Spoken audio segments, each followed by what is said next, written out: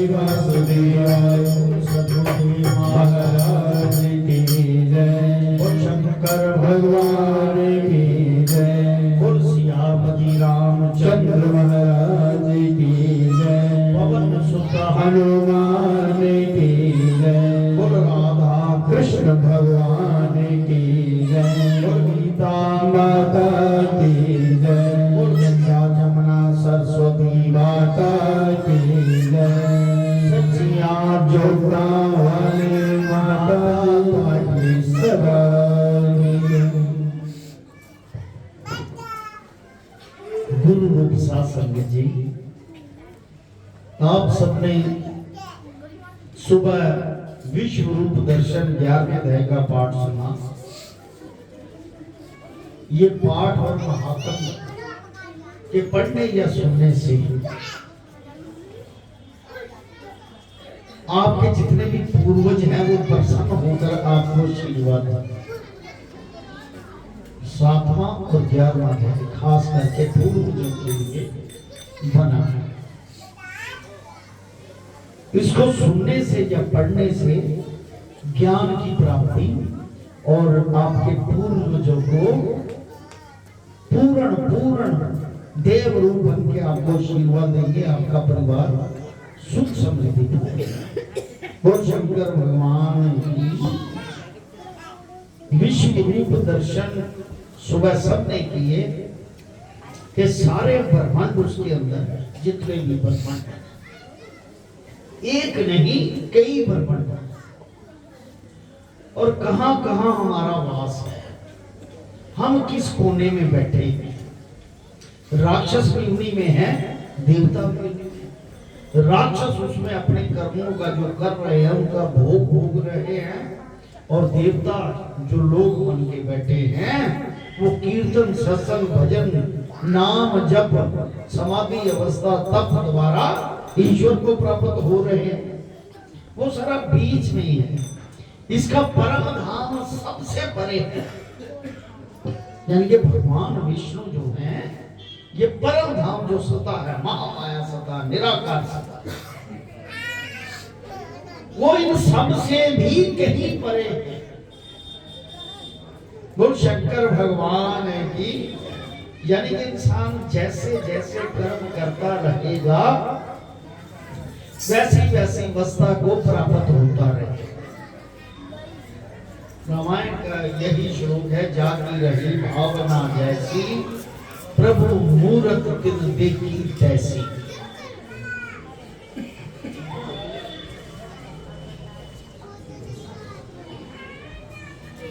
बोल शंकर भगवान की जय। श्री राम जय राम जय जय राम।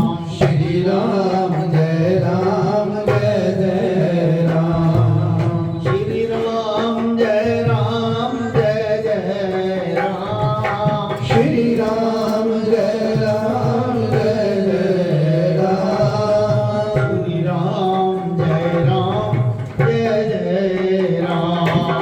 श्री राम जय राम जय जय 11वें अध्याय का महात्म। श्री नारायण वाच है लक्ष्मी। अब 11वें अध्याय का महात्म सुन। तुंगभद्र नाम का एक नगर था जिसके राजा का नाम सुखानंद था। वह श्री लक्ष्मी नारायण की सेवा बहुत करता था। वहां एक ब्राह्मण बड़ा धन पात्र था, विद्वान पंडित रहता था ब्राह्मण। उस ब्राह्मण का नियम था नित्य गीता जी के 11वें अध्याय का पाठ अभ्यास करता रहता था रोज उसका नित्य व्रत। और राजा भी वहां नित्य लक्ष्मी नारायण की सेवा किया करता था। उस नगर का राजा तुंगभद्र देश में और पाठ में नित्य सुनता था। ऐसे ही सेवा करते बहुत समय बीत गया। एक दिन राजा के मंदिर से घर को जाता। उस दिन बहुत देशांतर राजा जो है मंदिर से घर को जा रहा था, तो बड़े देशांतर से लोगों के दूर दूर से फिरते फिरते अतीत उस नगर में आए। ब्राह्मण उस नगर में अतीतों ने राजा से कोई जगह मांगी। कहा, हे राजन, हम कई दिन रहेंगे, हमें जगह दीजिए। राजा ने बड़ी हवेली खुलवा दिया। वहां अतीत रहे ब्राह्मण वहां। राजा ने सीधा दिया, यानी कि खाना पाना खान पान का सारा सुविधा प्रदान करवाई। रसोई कर अतीत बड़े प्रसन्न। प्रातः काल राजा उनके दर्शन को गए। सुबह जब दर्शन राजा का पुत्र भी उनके साथ था। वो हवेली में राजा जब गया उन अतिथियों के दर्शन करने, तो बेटे को साथ पूछा। कई मित्र साथ थे। राजा हवेली में आया जो महंत था। राजा उसके साथ बातचीत करने लगा और राजा का पुत्र खेलने लगा। वहां एक प्रेत रहता जहां वो बच्चा खेल रहा था। उस प्रेत ने राजा के पुत्र को मार डाला। और शंकर भगवान की नौकरों ने राजा को खबर की, ये राजा जी, कुंवर को प्रेत ने मार डाला, तुम निश्चिंत बैठे हो। राजा जब भी सेवा करता, चाहे वो सेवा ही करता था, कथा श्रवण करता था, परंतु पुत्र के मुंह से राजा के मन में दुर्बुद्धि तो आनी थी। राजा बोला, हे संत जी, आपके दर्शन का मुझको अच्छा फल मिला। ऐसा संतों को बोला। एक पुत्र था, वो भी प्रेत ने मार डाला। तब ब्राह्मण ने कहा, राजा जी चलो देखे कहां है तेरा पुत्र। राजा ब्राह्मण महंत सभी वहां गए जहां राजकुमार मरा पड़ा था। तब ब्राह्मण ने कहा, अरे प्रेत, इस लड़के पर कृपा दृष्टि कर, ये लड़का जी उठे, ऐसा कृपा दृष्टि कर, और मैं तुझे गीता के 11वें अध्याय का पाठ सुनाता हूं। यानी कि प्रेत था, उसको गीता जी के 11वें अध्याय का श्रवण कर, इससे तेरा कल्याण होगा। जितने जीव पीछे मारे हैं तेरे का भी उद्धार होगा। अब तू अपने जन्म की बात कह, क्यों कर तू प्रेत हुआ, किसके पीछे उद्धार करूंगा। तब प्रेत बोला, मैं ब्राह्मण, पूर्व जन्म में ब्राह्मण था। इस ग्राम के बाहर हल जोतता था, वहां एक दुर्बल ब्राह्मण आया था, सो इस खेत में गिर पड़ा। उसके अंगों से रुद्र निकला, खून निकल रहा। एक चील ने उसका मांस नोच खाया। मैं बैठे देखता था। मेरे मन में दया न आई कि इस ब्राह्मण को छुड़ा दूं। इतने में एक और ब्राह्मण आया। उसने देखा एक दुर्बल रोगी ब्राह्मण गिरा पड़ा है, चील नोच कर मांस खाती है। उसने देखकर मुझे कहा, अरे वो हल जोतने वाले ब्राह्मण, वो शंकर भगवान की। कहता तू यज्ञोपवीत धारण करके बैठा हुआ है, कर्म तेरे चंडाल के, निर्दयी तेरे खेत के बाद ब्राह्मण का मांस चील नोच नोच कर खाती है। क्योंकि तू आंखों से अंधा है, तू छुड़ाता नहीं, इस कारण से तू बड़ा पापी है। ये तीनों अपकर्म होकर नरक में जाते हैं तीनों। एक तो किसी को चोर लूटता हो और साक्षी होकर भाग जावे। चोर एक आदमी को लूट रहा है और एक बंदा देख रहा है, वो देख के भाग जाएगा। दूसरा रोगी हो, उसकी खबर ना ले, बीमार आदमी को खबर ना ले, पता हो बीमार है। तीसरा किसी को भूत लगा हो, छुड़ाना जानता हो, छुड़ावे नहीं, यानी कि किसी को नजर लगी या भूत लगा या नेगेटिविटी कुछ भी है, उसके पास इल्म है छुड़ाने, और ना छुड़ावे कहे इतने पैसे छुड़ावे नहीं, ये तीनों पापी नरक हो जाता है। जो सर्व जीवों की सहायता और दया करते हैं, तिनको अश्वमेध यज्ञ का फल मिलता है। अगर ये तीनों को सहायता करे कोई, सो मेरे हिसाब से तू प्रेत योनि पावेगा। तब मैंने उसके चरण पकड़ कर कहा, उस ब्राह्मण ने श्राप दे दिया उसको, चील मांस नोच नोच के खा रहे थे। उस ब्राह्मण का तूने छुड़ाया नहीं, श्राप तुझे मैं कहा प्रेत योनि पावेगा। उसके श्राप से प्रेत योनि हुआ। तब मैंने उस के चरण पकड़कर कहा, मेरा उद्धार कैसे होगा? तब ब्राह्मण ने कहा, जब तुमको कोई गीता जी के 11वें अध्याय का पाठ मांगा तब गति हो, प्रेत योनि से छूटे, तब तेरा उद्धार होगा। प्रेत ने ऐसे अपनी कथा सुनाई। तब ब्राह्मण ने राजा से पूछा, राजा ने कहा इसका उद्धार कीजिए और मेरे पुत्र को जीवित करें। तब ब्राह्मण ने गीता जी के 11वें अध्याय का पाठ किया और प्रेत पर जल छिड़का, तत्काल प्रेत की देह छूटी, देव नहीं पाया। बोल गीता माता की। उसने पहले जो कई जीव खाए हुए थे उनका भी उद्धार हो गया इस 11वें अध्याय के पाठ से। राजा का पुत्र सावधान हुआ, श्याम सुंदर चतुर्भुज रूप होके खड़ा, यानी नजर आया उस राजा को उसका पुत्र स्वर्ग से विमान आए। तब प्रेत बोला, हे राजा अपने पुत्र को मिल ले। जब वह मिलने लगा तब वह बोला, हे राजा जिसके कुल में एक वैष्णव हो गई, वैष्णव मतलब विष्णु का भक्त, यानी कि भगवान का नाम लेने वाला किसी एक कुल में हो, उसके कई कुलों का उद्धार होता है। तू बड़ा वैष्णव है। तब राजा ने मोह कर कहा, हे पुत्र तू मुझको मिल। पुत्र बोला, पुत्र तू किसको कहते हैं? मैं कई बार तेरा पुत्र हुआ, कई बार तेरा पिता। ये प्रेत धन्य है जिसने मुझे मारा, और मैं श्री गीता जी के 11वें अध्याय का पाठ श्रवण कर कृतार्थ हुआ, यानी कि उसका पुत्र भी चतुर्भुजी रूप हो गया। फिर राजा ने कहा, पुत्र तू मेरे घर में एक ही पुत्र था, मेरा अब कौन गति करेगा और कोई संतान नहीं।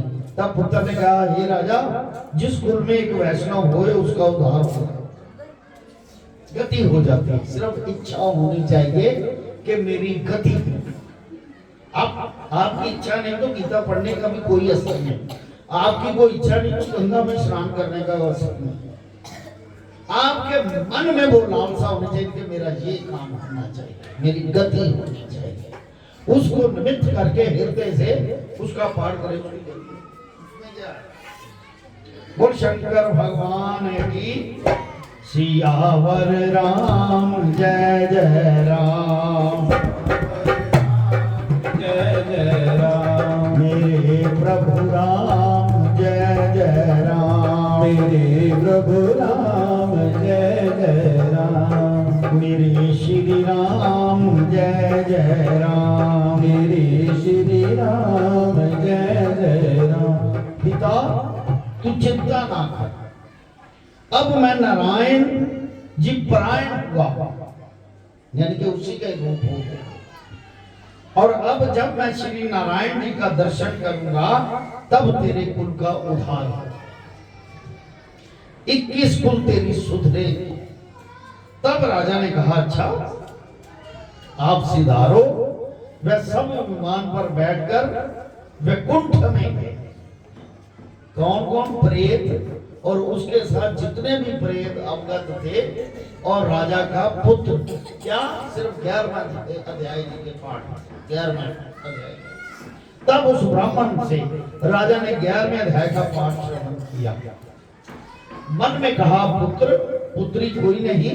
विरक्त होकर गीता जी का पाठ किया करे, तुलसी में जल चढ़ाया करे। ब्राह्मण साधु चले गए, राजा भी परम गति का अधिकारी हुआ। श्री नारायण जी कहते हैं, लक्ष्मी ये 11वें अध्याय का महात्म है जो तुमने सुना। यानी कि इस अध्याय में इतनी पावर, बल्कि पूरी गीता में इतनी पावर है। हर अध्याय की अपनी इंपॉर्टेंस है, अपना महत्व अलग अलग है हर अध्याय का। 18वां अध्याय जो है, इच्छा से मुक्ति ले सकता है। कोई कमी रह गई, कोई इच्छा रह गई हो, उसके रोज पाठ करने से, रोज घर में करो पाठ होगा, उससे इच्छा पूरी होगी। यानी कि ऐसे उसका एक नियम जरूर होना चाहिए, शुद्धता के साथ। गीता है तो शुद्ध हाथों में होना चाहिए ना नियम, और मन में वो भावना होनी चाहिए और ईश्वर के प्रति सच्ची श्रद्धा, तब कोई कमी नहीं। वो शंकर भगवान की सुबह भक्ति योग 20 श्लोक। एक मेरी सबसे प्रार्थना है, या तो हम, क्योंकि आप लोगों ने घर के काम भी करने होते हैं, सर्दी भी होता है, 7:30 से 9:30 का टाइम रख लेते हैं। अगर 7 बजे आना नहीं है तो 7 बजे से 1 या 2 आदमी बैठ के मीट करते रहते हैं। कम से कम गाने वाले आ जाए, उनको सुन के दूसरे भी आते रहें, ऐसा जरूर करो। 7 बजे आने 1-2 लोग आओगे तो 10-15 मिनट में सारे ही आ जाते हैं बाहर। जब भजन शुरू हो जाता है तो सारे आने शुरू हो जाते हैं। तो भजन वाले मेरी प्रार्थना है सबसे, फौजी से खास करके, क्योंकि ये बाजा लेकर आता तभी सभी बाजे से गाएंगे, हमें भी मजा नहीं आता बाजे के बिना।